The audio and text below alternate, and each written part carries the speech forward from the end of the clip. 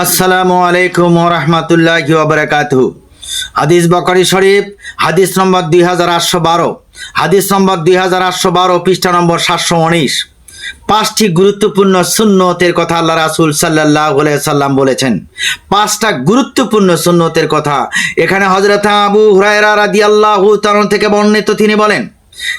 তিনি বলেন রাসূল করিম সাল্লাল্লাহু আলাইহি ওয়াসাল্লাম ইরশাদ করেন, নবী করিম সাল্লাল্লাহু আলাইহি ওয়াসাল্লাম বলেছেন, মানুষের সম্ভবত জিনিস হলো পাঁচটা জিনিসের খুব গুরুত্বপূর্ণ, এবং এই পাঁচটা সুন্নত অবশ্যই গুরুত্বপূর্ণ। এক, খাতনা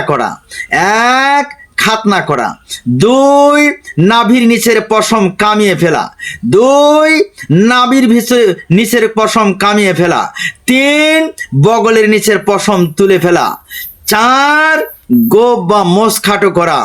পাঁচ, নখ কেটে ফেলা, অর্থাৎ এই আঁশটা আছে, এই আঁশটা কেটে ফেলা। হাদিস নাম্বার 2812, পৃষ্ঠা নম্বর 719, হযরত আবু হুরায়রা রাদিয়াল্লাহু তাআলা থেকে হাদিসটি বর্ণনা করা হয়েছে।